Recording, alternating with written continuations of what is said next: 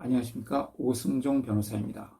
오늘은 지난 시간에 이어서 표절의 요건 중에서 실질적 유사성에 대해서 말씀을 드리겠습니다. 이 표절이 되기 위해서는 두 가지 조건이 필요하다고 했죠. 첫째는 피고가 원고의 작품을 모방했어야 됩니다. 그런데 모방만 갖고 표절이 되는 것은 아닙니다. 대부분의 작품은 어떤 형태로든지 기존의 작품을 조금씩은 모방할 수밖에 없거든요. 그러니까 기존에 있던 어떤 작품도 모방하지 않은 정말 그야말로 순수한 독창적인 작품이란 것은 이 세상에 많이 존재하지 않습니다. 대부분의 작품은 기존에 있던 어떤 작품으로부터 힌트를 얻던가 아니면 테마를 가져오던가 또는 어떤 형태로든지 일종의 모방은 조금씩은 다 가지고 있거든요. 그래서 모방만 갖고서는 표절이 되는 것이 아니라 그 모방 행위 플러스 그 모방으로 인해서 원고의 작품과 피고의 작품이 실질적으로 유사해야 됩니다. 실질적으로 유사하다는 것은 일반 청중 또는 일반 시청자들의 입장에서 두 작품이 실질적으로 유사하다고 느껴야 된다는 것이죠.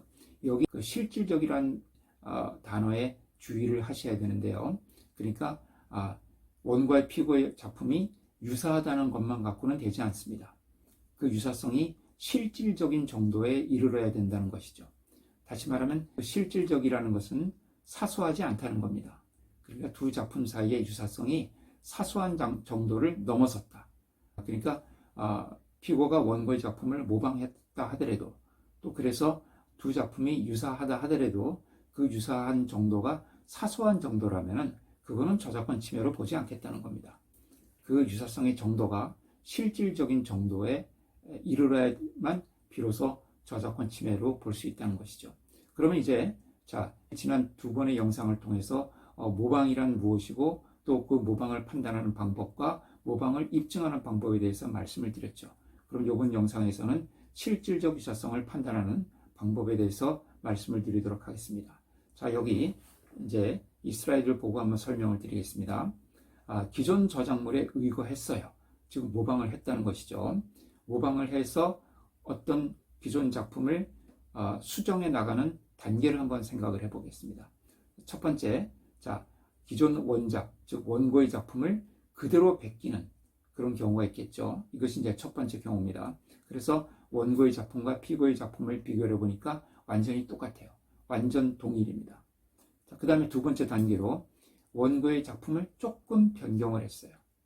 그런데 그 변경이 사소한 변형입니다.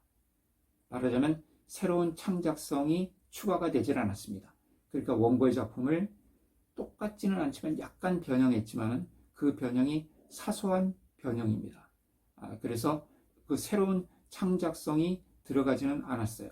그래서 원고의 작품과 피고의 작품을 비교해 보니까 완전히 동일하지는 않습니다만 그래도 이 정도면 실질적으로 동일하다. 이렇게 볼 수 있는 두 번째 단계가 있습니다. 자, 이제 좀 더 그 변형을 더해서 세 번째 단계로 넘어가면은 상당한 변형을 했어요. 원고의 작품을 상당히 변형을 했습니다. 그래서 그 과정에서 새로운 창작성이 부과가 되었습니다. 그러니까 원고의 작품에다가 피고가 새로운 창작성을 더한 것이죠. 그래서 원고의 작품과 피고의 작품을 비교해 보니까 이제는 동일하다고 볼 수는 없습니다. 완전히 동일하지도 않고 실질적으로 동일하다고 볼 수도 없어요. 그러나 두 작품을 비교를 해보니까 아직도 실질적으로 유사합니다. 이 정도면 똑같지는 않지만 유사하다고 볼 수 있는 이 세 번째 단계가 있는 거죠. 자, 그 다음에 네 번째 단계로 원고의 작품을 모방했지만 그 원고의 작품을 완전히 수정을 한 것이죠. 그래서 원고의 작품을 이용을 하였지만 그 원고의 작품으로부터 단순히 시사, 즉 힌트를 받은 정도에 불과하거나 또는 원고의 작품을 완전히 소화해서 자기 자신의 독자적인 작품으로서 소화를 시켰다는 거죠. 그래서 원고의 작품과 비교를 해봤을 때 이제는 유사하다고 볼 수도 없는 겁니다. 실질적 유사성이 상실된 거죠. 사소한 유사성은 있을지 몰라요. 그러나 이 두 작품을 실질적으로 유사하다고 볼 수는 없는 이런 네 번째 단계가 있다고 한번 가정을 해보죠. 이것을 이제 도표로 보면은 이렇게 볼 수 있습니다. 자, 여기 A라는 작품이 있죠. 이 A라는 작품, 이 원고의 작품인데 원고의 허락을 받지 않고 이 A를 조금씩 변형해 나가는 단계를 이 도표로 그려놓은 겁니다. 자, A라는 작품이 이제 원고의 작품인데 첫 번째 단계는 A와 똑같은 것을 만드는 경우가 있겠고요. 그 다음에 두 번째 단계는 A를 조금 변형을 했어요. 그런데 그 변형이 사소한 변형입니다. 그렇게 해서 A-를 만들었습니다. 그래서 A와 A-를 비교해 보니까 완전히 동일하지는 않지만은 이 정도면은 실질적으로 동일하다고 볼 수가 있습니다. 이런 A-가 있고요. 자, 여기서 좀 더 변형을 더 해나갑니다. 그래서 A2-라는 것을 만들었어요. A2-를 만들기 위해서 A에 대해서 실질적인 변형을 가했습니다. 말하자면 새로운 창작성이 더해진 것이죠. 그래서 A와 A2-를 비교를 해보니까 이제는 완전히 동일하지도 않고 실질적으로 동일하지도 않아요. 즉 동일하다고는 볼 수 없다는 거죠. 그런데 A와 A2-를 비교를 해보니까 동일하지는 않지만은 이 정도라면은 실질적으로 유사하다고 볼 수가 있는 거예요. 실질적 유사성이 있는 경우입니다. 그런 A2-가 있고요. 여기서 더 변형을 시켜 나가서 점점 더 변형이 더 심해지면은 여기 이제 점선 부분이 있죠. 3과 4 사이에 이 점선을 넘어가는 순간에 그 실질적 유사성이 탁 끊어지는 어떤 그런 지점에 도달을 하게 됩니다. 이 선을 넘어가는 순간 이제는 더 이상 실질적 유사성이 있다고 볼 수가 없어요. 그런 A3-가 만들어졌다고 한번 가정을 해보죠. 그럴 때 A와 A-를 허락 없이 만들게 되면 그것은 복제권 침해입니다. 우리 저작재산권 중에 복제권이라는 것이 있죠. 복제권이 있고 또 2차적 저작물 작성권이라는 것이 있죠. 똑같은 것을 만드는 것이 복제입니다. 그리고 실질적으로 유사한 것을 만드는 것이 2차적 저작물 작성권이거든요.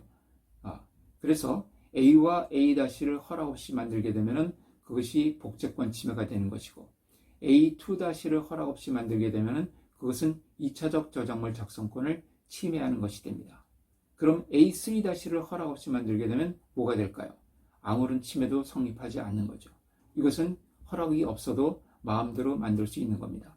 그래서 실제 소송에 들어가게 되면은 실제 저작권 침해 소송, 즉 표절 소송에 들어가게 되면은 원고와 피고 사이에 이것이 1, 2, 3에 속하느냐 아니면 4에 속하느냐를 가지고 치열한 공방을 벌이게 됩니다. 그러니까 원고는 이것이 1, 2, 3 중에 하나에 속한다 이렇게 주장을 하는 것이고 피고는 4에 속한다고 주장을 하는 것이죠. 1, 2, 3 중에 하나에 속한다면 복제권 침해가 되든 아니면 2차적 저작물 작성권 침해가 되든 둘 중 하나는 되는 것이죠. 결국 침해가 성립을 하는 겁니다. 그런데 4의 경우가 된다면 그것은 아무런 침해도 되지 않는 것이죠. 그러면 1, 2, 3과 4의 경계를 나누는 저 점선은 무엇을 기준으로 나누고 있죠? 네, 실질적 유사성이 있느냐 없느냐로 갈라지는 겁니다. 그러니까 저 점선 왼쪽에 있으면 실질적 유사성, 물론 이제 그 실질적 유사성보다 더한 것은 실질적 동일성이죠. 또는 완전 동일성이죠. 그런데 이런 이제 동일성은 대부분의 경우에 누가 보더라도 명백하기 때문에 실제 법정까지 오는 경우가 그렇게 많지가 않습니다. 대부분의 이제 법정에서 문제가 되는 사건들은 이것이 이 A와 A3-가 이것이 실질적 유사성이 있느냐 없느냐를 갖고 소송을 하는 경우가 많이 있습니다. 그래서 결국 이 판단 기준이 되는 것은 실질적 유사성이 있느냐 없느냐를 가지고 가리게 되겠죠. 그래서 실질적 유사성이 있다 그러면은 그것은 저 점선 왼쪽에 있기 때문에 저작권 침해가 되는 것이고 실질적 유사성이 없다면은 그것은 저작권 침해가 아닌 것으로 됩니다. 그래서 판례를 보면은 두 작품 사이에 그 표절 여부를 판단함에 있어서는 두 작품 사이에 실질적 유사성이 있느냐를 봐야 된다 하는 이런 판례를 많이 볼 수가 있어요. 그래서 이 실질적 유사성을 저작권 침해를 판단하기 위한, 즉 표절 판단을 위한 하나의 기준이다 또는 요건이다 이렇게 이야기를 하는 경우가 많이 있습니다. 그러면 실질적 유사성의 구체적인 판단 방법은 어떻게 되느냐 하는 것에 대해서는 다른 영상을 통해서 또 말씀을 드리도록 하겠습니다. 네, 오늘 영상이 도움이 되셨기를 바랍니다. 감사합니다.